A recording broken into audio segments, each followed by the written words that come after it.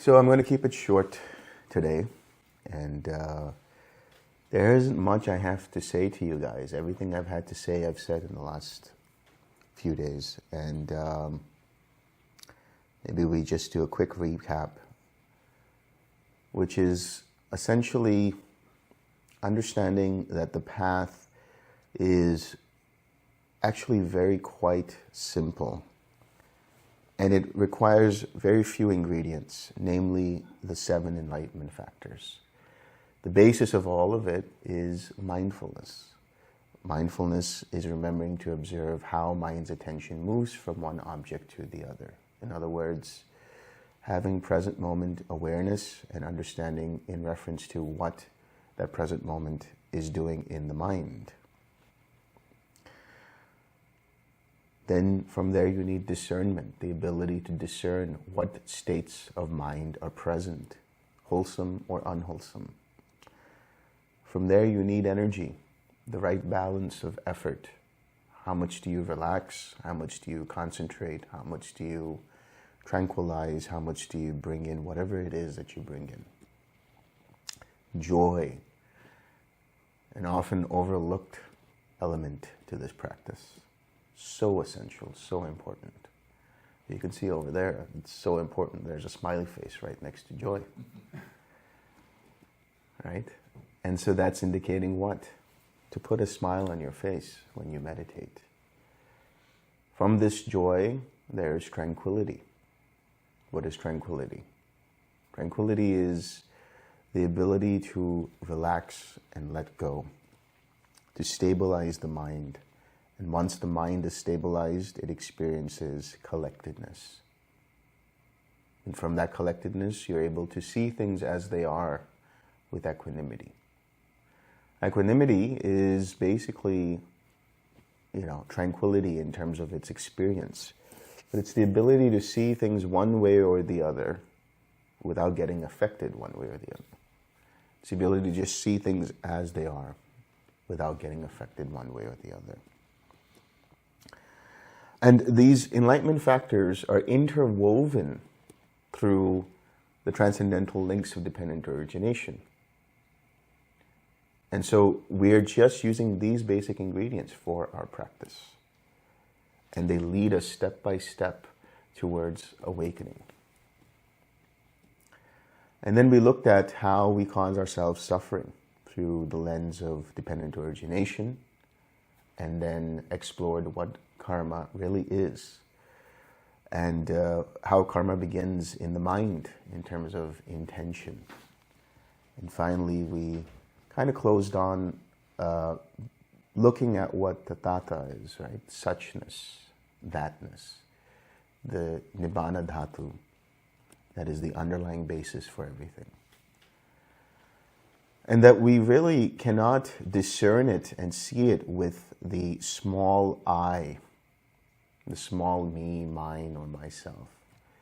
But rather when we let go of that, when we disengage from it, when we relax the tension around the small me, mine, myself, there is an opening. And in that opening is that sky-like mind of mundane nibbana, which is accessible here and now. So that is the whole purpose of this practice, is to learn how to navigate through the vicissitudes of life and come to a space which is balanced. And in that balance is nibbana. We can have all kinds of ideas about what nibbana is. We can create all sorts of stories about how nibbana is the uncreated, the unformed, it's dimensionless, it's spaceless, it's outside of time, it's the deathless, it's this and that and the other, it's auspicious, it's the refuge, it's the other shore, it's the far shore, it's the beyond. All the different 33 names for nibbana we can just keep describing over and over and over and over. But it's all within the territory of the conditioned mind to describe these things. How do you describe that which is indescribable? By showing what is adjacent to it. So once you get to the edge and then finally let go even that, then you take a dip into nibbana. There's often that analogy of the of the finger pointing to the moon and mistaking the finger for the moon. So it's not the words, it's not the concepts, it's not the ideas, it's what's behind them. As J. Krishnamurti would say, the word is not the thing. The word points to it. And we have to let the mind catch itself in that whirlpool of concepts, trying to qualify everything into digestible experiences. Nibbana is raw and unformatted. It can't be digested. We have to let go of that desire to make it something. But, all of this is highfalutin talk about this, that, and the other. When it comes to practice, when it comes to the real stuff, it's really about how do you show up every day, every moment. How do you decide to deal with your stuff? Because once you learn how to deal with that stuff and integrate it, then you also learn how to integrate Nibbana. And this practice of the 6 R's, of relax, of experiencing these states of mind in the meditation, learning how to deal with the hindrances and utilizing this practice for the difficult situations. That's all you need. Everything else is just fluff. When it comes to every moment, it is about what do you choose? Where do your intentions lie? Do your intentions come from trying to make sense of things because you want stability? Or do your intentions come from letting go of even the desire to make sense of things because you know there is nothing stable in this world? It's all false stability. And it's stable for a little while. And letting go of that. The ability to navigate through the instability in such a way that you become fluid. You become like water, right? That's the idea. Life is unpredictable. And yet we structure life in so many different ways. We've been doing it from the moment time began, trying to make sense of the seasons, make sense of days, make sense of months, make sense of routines. Nobody's saying to throw those away. They have their place. They are the rafters, they are the scaffolding. But we have gotten ourselves into a rut where everything becomes routine. Even Nibbana. Oh, it's 6 a.m., it's time for Nibbana. Meditate for an hour and then go about your day, have breakfast, and do whatever else you need to do. But the idea is that why? Why must we follow routine? We are fooling ourselves into a comfortable kind of freedom. A freedom that matches our desires, that matches the desires of society, matches the desires of people around us. Why? For what? Because we don't want to make trouble? Because we want to be liked? Because we want to be validated? For what? Look at your intentions, look at your motivations. See those motivations. Don't judge them. Look without judging.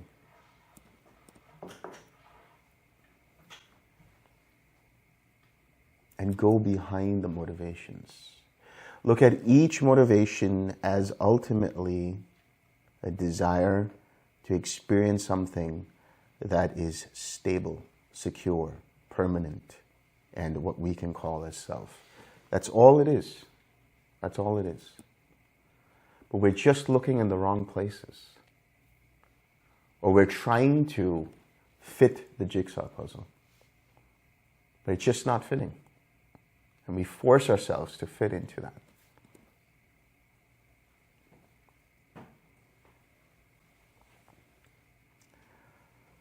So this life is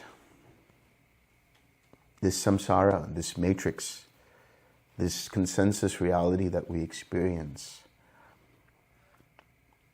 It beats us down in many different ways, and it gives us this very soft kind of gentle opium of small desires which become larger, and then we want to fulfill those desires, and then we feel happy. We're just having all of these different hamster wheels. Hamster wheel of love, hamster wheel of relationships, hamster wheel of career, hamster wheel of retreats. I'll come to retreat and I'll do 7 to 10 days of practice, and then I'll go back. I'll come back 6 months later. I'll do the same thing. I'll come back a year later. I'll do the same thing. Not for any reason, but for stability. That's it. Something to look forward to.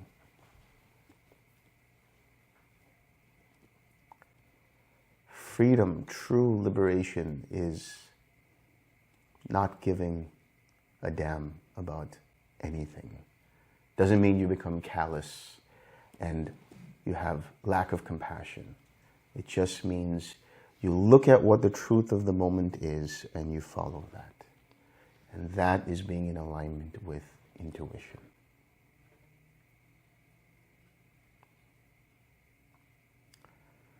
So,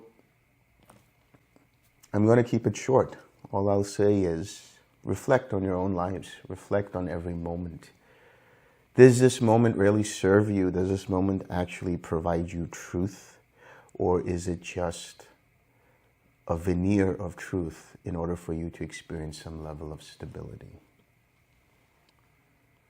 Can you be courageous enough in the moment to let go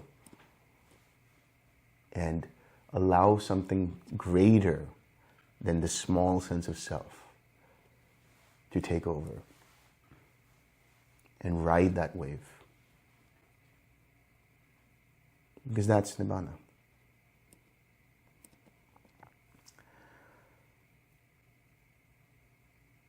There are some resources that I would recommend if anyone were to ask for further reading. And one book would be Progressive Stages of Meditation on Emptiness. This is a very practical book. It goes through the different, let's say, schools of Buddhism, starting with Theravada all the way up to Dzogchen. And it looks at the different layers of emptiness, the different levels, so-called levels of emptiness. And it gives wonderful guided practice that you can utilize. I use this book as my manual before TWIM, before anything, back in 2013, while I was still studying Dzogchen. And this book was wonderful because I spent more than a year with it, and I took each section and studied it for about 2 to 3 months and really just did the practice. Another book that I really recommend is what in Pali, or I should say Sanskrit, is the Mula Madhyamaka Karika by Nagarjuna. And there is a translation of this book called The Sun of Wisdom. And it's wonderful because he really goes to each link of dependent origination. And he goes beyond dependent origination. He sees the 5 aggregates, the 4 noble truths, the 4 foundations of mindfulness, all the different lists that we Buddhists love. And he tears them apart. He sees the emptiness through each of these things. Radical emptiness. And by the end of that, you will see for yourself what it means to have Nibbana. And then there is a book that is non-Buddhist. This is chapter 20, specifically chapter 26, from something known as the Ribhu Gita. R-I-B-H-U. Ribhu Gita. This was recommended by a wonderful sage named Ramana Maharishi. And if you read it,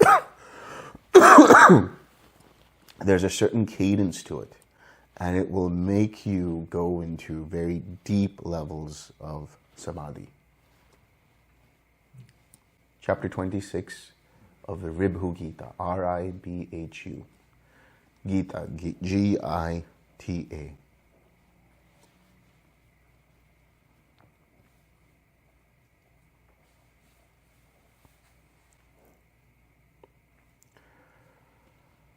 These are the main books that I would recommend, and read it in your own time. Read it in a very casual way and whatever seems timely for you. But don't forget that, again, that is just the finger pointing to the moon. Don't make it into another concept. Don't make these things into ideas. Allow them to liberate you from ideas, liberate you from concepts.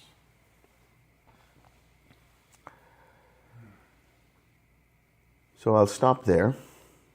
There's nothing else I need to tell you guys.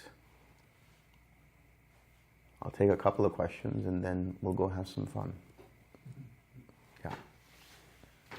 Well, as I said in our meeting, it's been really great meeting with you. Like this, as I said a week ago, I thought this was going to be fun, and this was fun. And some of the talks were just always a reminder of like why I do this, why this is the most important thing. And so, who's the guy and all the Guru Viking interviews and what's the reality? And it was a very pleasant surprise, and not in the way that I expected. My question is, I really appreciated what you kind of finished your talk with prior to the book stuff. I turned 30 this year. Yeah. And I don't know when I'm going to die. People keep saying you have plenty of time, and that's all bullshit because nobody knows that. Exactly. And I've been struggling with the question basically since I was like 18 about what do I really want. And I think much of this, one of the great teachers for me pointed out that one of the most important things is you got to be honest about what you want. Yeah. And that's actually one of the ways you work with karma and around desire, is be honest about what you want. Because, text can be great, but, it's also 2,000 years ago. Yeah. And I feel for me, I don't have I'm not in the most financially secure situation in my life, and I've had, I see myself moving towards more and more of a solid career, and I fear being trapped by that. And like much of the millennials, I don't really have much of a luxury to look forward to even buying a home, especially in this country. Yeah. So, but like, I do look at we could say the fixed view of the future, and I feel very stifled around that, and my heart always pulls me to things like this. Mm-hmm. And it's just always just like when you're going through transcendental dependent origination, just like the hairs on my arms stand up, and I can, when I'm doing inquiry, I can just, every hair on my body is just like, what is this? Yeah. Who am I now? And I feel very scared moving my life more in that direction. enlightenment is free and it has a cost, right? Financially and literally. The cost is me. And there's a direction to this path that doesn't give a fuck about me. And that's true. And I'm around. So I guess my question is around I'm not asking obviously to what should I do, or you can't give an answer to that. But around this, I feel I don't want to be this spiritual, super kind, high. Like, I don't care about that. For me, it's truth. Mm-hmm. At the end of the day, love, kindness, whatever, all that's great. But what's real? And I'm exalted by just different paths. Like, you kind of lived out. You're only a few years older than me, but you kind of like what my interests are, exploring all these different things. But I feel very limited in my capacity to explore these things. And I'm just curious, like, I've always heard, like, reality supports the pursuit of awareness. And that seems true to some degree. But I'm just curious, you're only a few years older than me, and I appreciate that you're actually a millennial. I can relate to perhaps some millennial issues. What would you say about that? Because for me, part of liberation is I want to be free to live. I don't want to be some student forever. That's going on retreat. Like you said, every 6 months, it just becomes some routine. I want to live. Yeah. So what I will say about that first, for practical purposes, make as much money as you can and enjoy the hell out of it.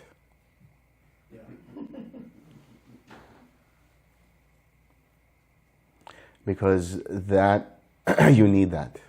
Everybody needs that. That's any spiritual person that tells you, money is evil, run away from them. So get that resolved. Because if the thirst, if the passion, if the desire for spirituality is there, it will always be there, no matter what.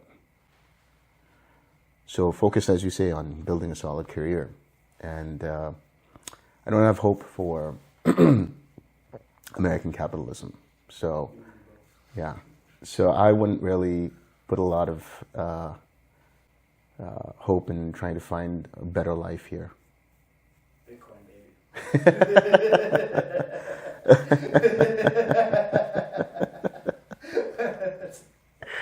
That's another rabbit hole. Yeah. Better to make as much money as you can and live a life that suits you. Live a life that suits your desires and suits your goals. And don't be attached to one place. Don't be attached to one place in terms of city, state, country. But that's coming from me. That's my life. I'm a nomad. I travel all the time, most of the time. And it's difficult to continue to do that if you don't have a proper financial stability. So get all that done first.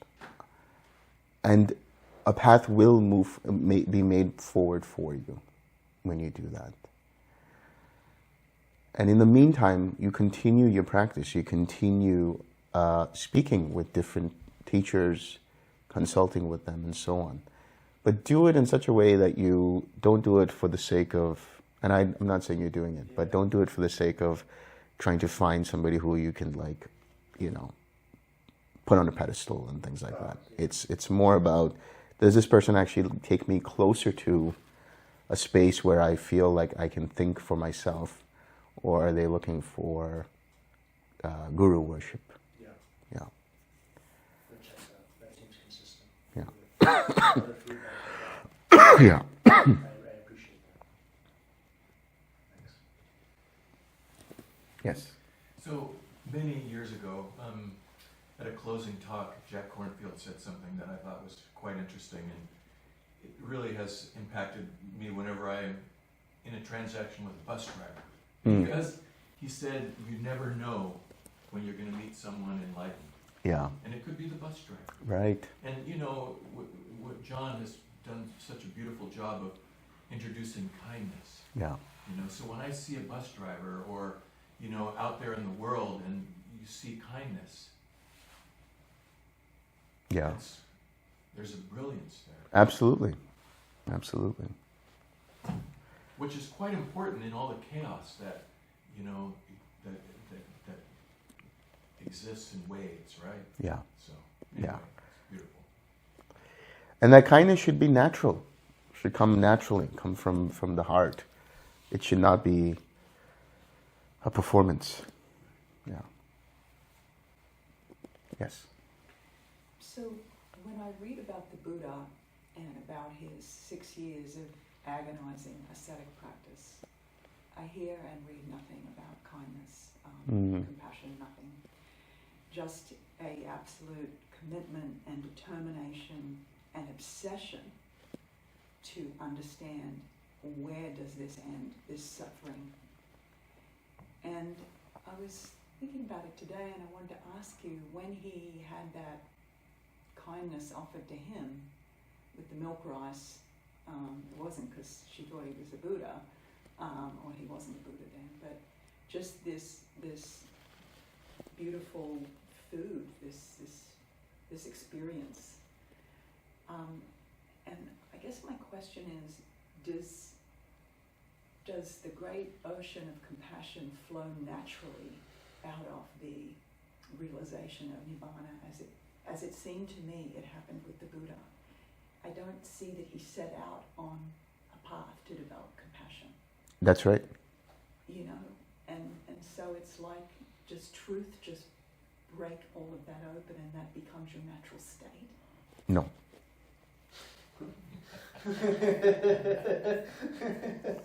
No, because you think about what happened after he became enlightened. He kept it to himself. And then somebody came to him and said, there's so much you have to offer. And he said, this is a very difficult understanding. I don't know if anybody will be able to actually learn this. And only upon another individual asking and saying, but there are those with little dust in their eyes. Consider them. And then out of compassion he said, okay, let me see what I can do.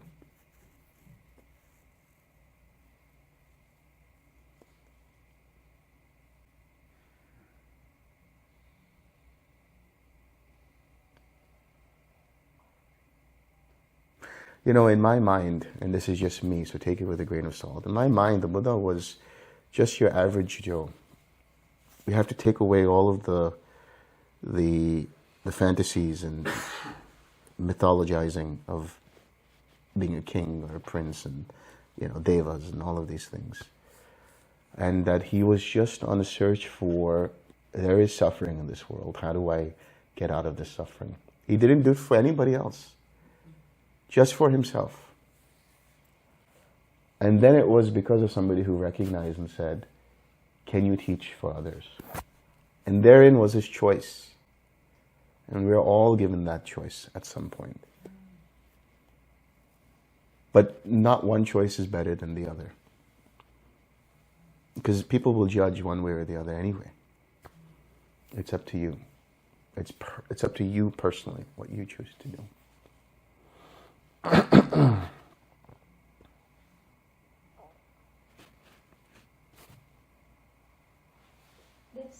I know you mentioned about desire and trying to find out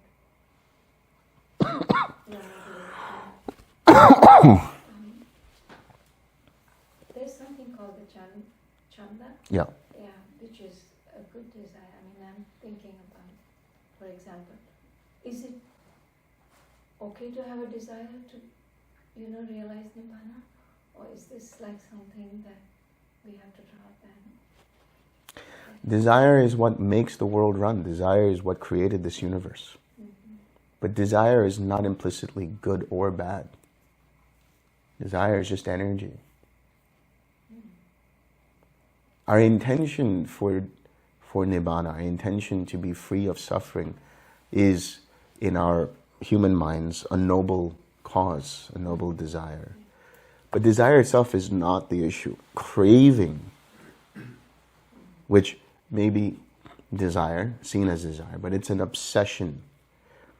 It's a desire to control how things should be, rather than just being with the flow, rather than just observing things and keeping the rudder in such a way that our minds are heading towards Nibbana.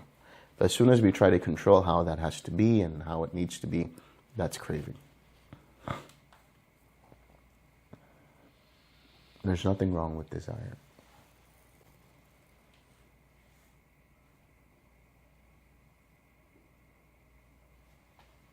Yes? So when you say to keep in the flow,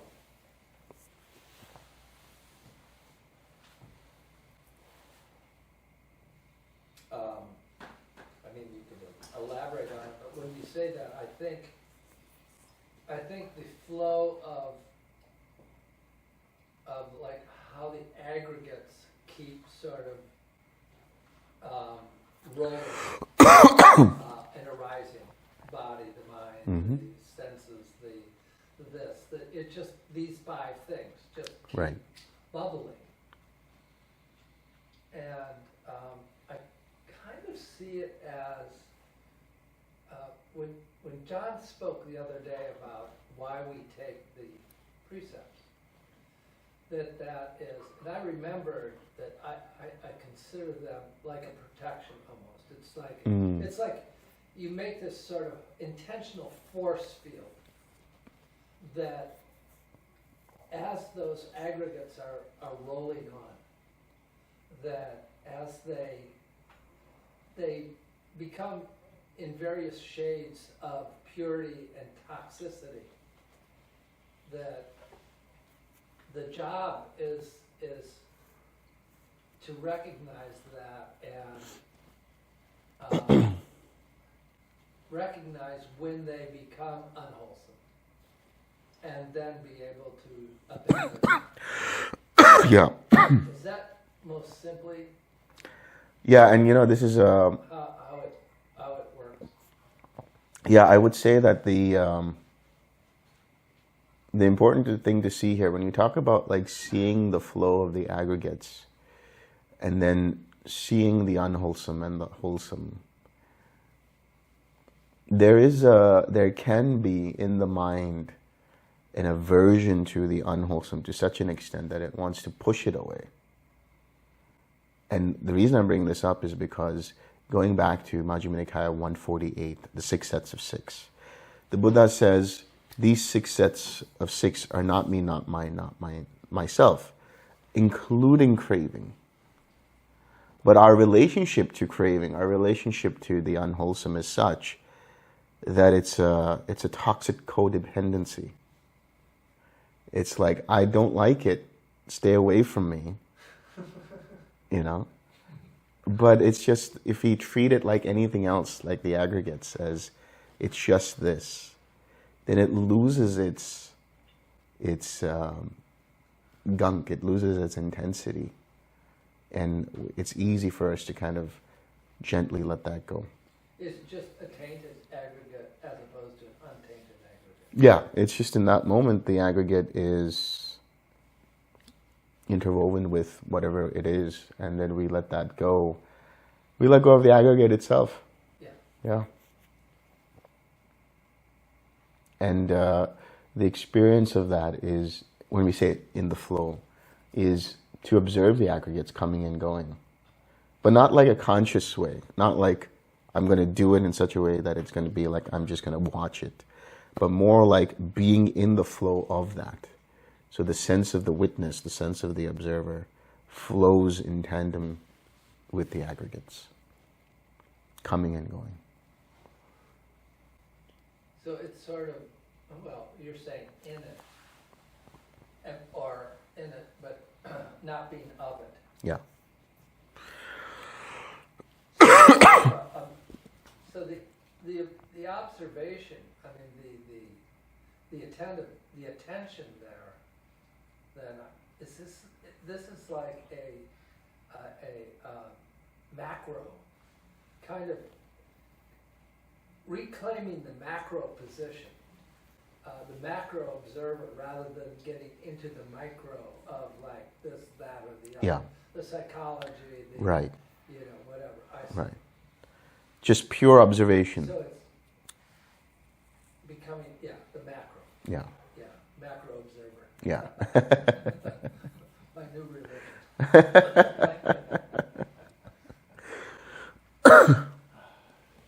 Yeah.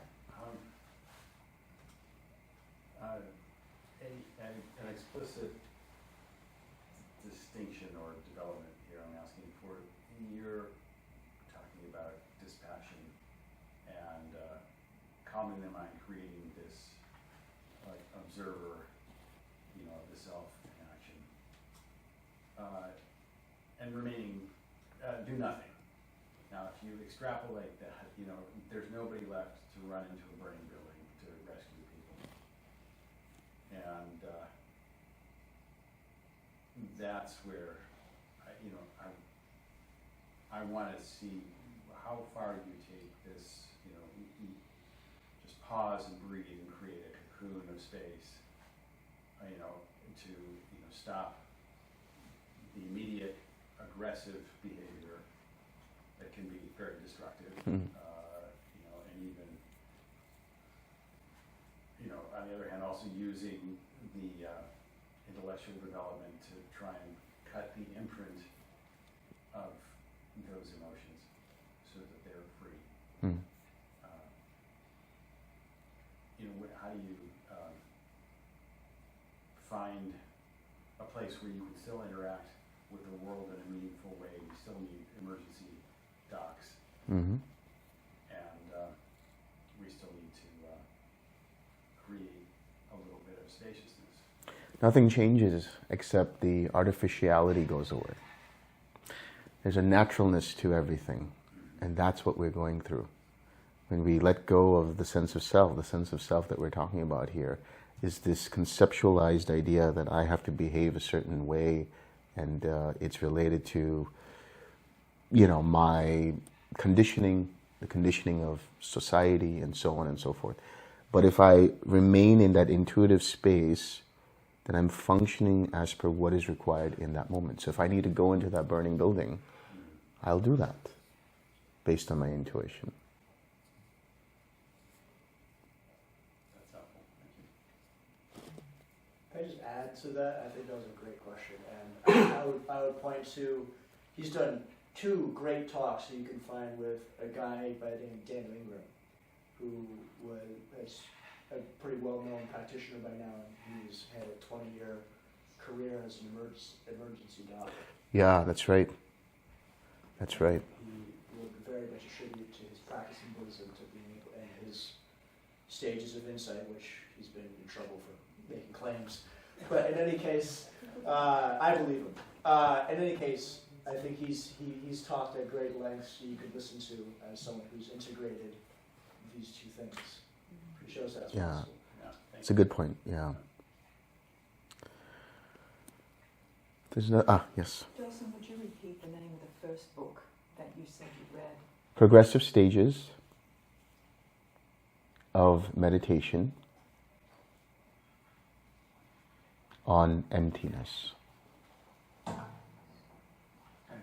Who is the author? No idea. Did you just find it on Amazon? Yeah. Progressive Stages. I want to say it's Kenpo Sultrim, but maybe not. I don't know. Progressive You Stages know, of remember? Meditation. Yeah. So it's not, please tell me it's not a comparison of the 2 truths or the 4 tenets. No, no. Schools. I can't do that again. No, this is a real practical sort of guide through understanding emptiness. Yeah. Yeah, exactly. Progressive Stages of Meditation. That was fun. And The Son of Wisdom by Nagarjuna. Nanagarjuna, The Son N-A-G-A-S-U-N. of Wisdom is Huan.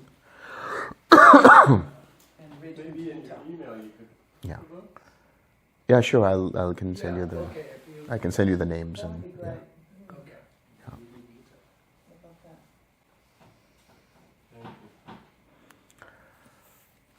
Okay, I'm tired, so let's share some merit. Oh, yes, sure. It's about sharing merit. Yeah. it puzzles me. Yeah. My understanding of karma is that you can't Yeah. share merit. Yeah. So sharing merit as a practice is sort of delusional, isn't it? That's why I don't do it. I don't do it nowadays. We do it every day. I know, because everybody else wants to do it. But let me tell you what I look at sharing merit as. When you think about sharing merit, it's less to do with, trying to make the world a better place and may all beings be happy and all of this other stuff. Kumbaya. And it's more about the realization that my happiness is dependent on the world and vice versa. There is an exchange. It reminds me that my life is dependent on others and vice versa.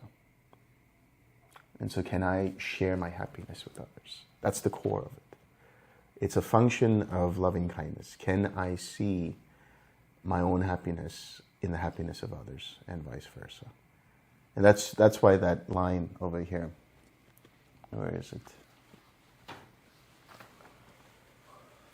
May all beings share this merit that we have thus acquired for the acquisition of all kinds of happiness. Right? It's reminding us, may suffering ones be suffering free. Can we help those who are suffering? May the fear-struck fearless be.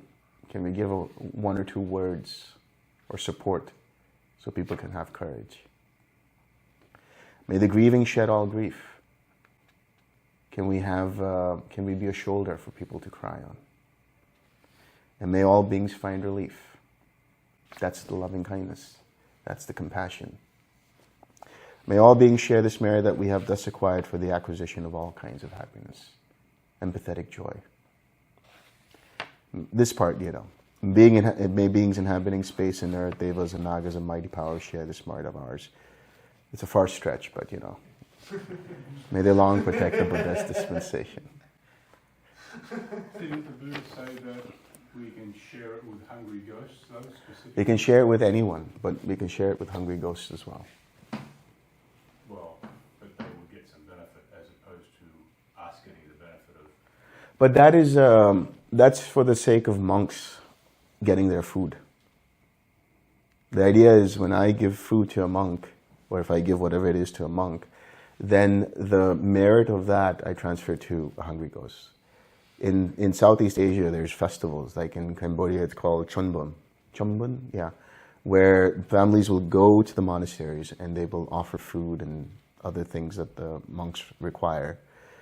And they will share that merit and they will offer all the blessings from that for any relatives who may still be hungry ghosts. Yeah, that's the specific thing.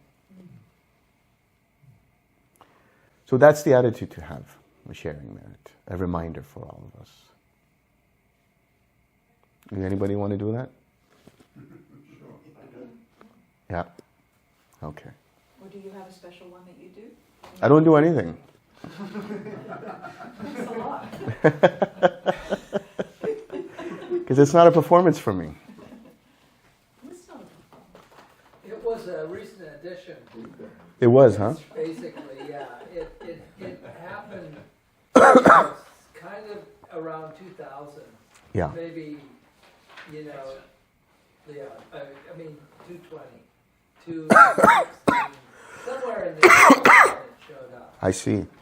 It's sort of like, the choir. Yeah, it's just the closing. It's just, some way to punctuate the end of Yeah. something. But I also see some value in reminding us about the 4 Brahma Viharas, compassion, loving kindness, empathetic joy. I mean, when I was reading those lines, that's what they're reminders of. Well, maybe you'll come up with something.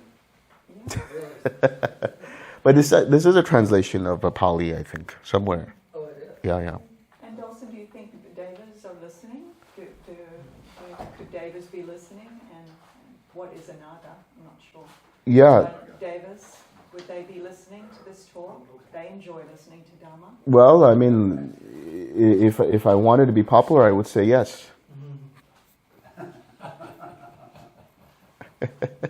Bhante used to say They're crowding in on me. They're all, Yeah. just let me breathe. Yeah, that was Bhante. Yes. If hungry ghosts and people can be hungry ghosts, or That's right. animals, or The Forbes list. what? The Forbes list. The Forbes list. Yeah. So And I'm not being facetious there. I'm being factual about this. Yeah. well, why can't Devas and Nagas and Brahmas and all them be people as well, or are they? They could be. I mean, they could be in disguise as people. When I was talking about when the person who visited the Buddha and said, you know, there are those with little dust in their eyes. Why don't you go and teach those? There are those with little dust in their eyes, meaning there are those who may grasp this teaching. So why don't you go and teach them? That was a Brahma who actually came to the Buddha in human form and asked him. And the snake that covered the Buddha in the 7 days of Yeah. enlightenment was a Naga as well, and he turned into a human. Yeah. Mucha linda, also known as very beautiful in Spanish. Sort of. It's one of the point is that we transform, so that's one of the things that can transform. Yeah. Okay. We're so funny.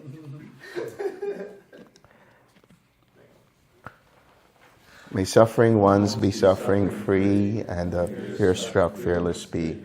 May the grieving shed all grief, and may all beings find relief. May all beings share this merit that we have thus acquired for the acquisition of all kinds of happiness. May beings inhabiting space and earth, devas and nagas of mighty power, share this merit of ours. May they long protect the Buddha's dispensation. Sadhu, sadhu, sadhu.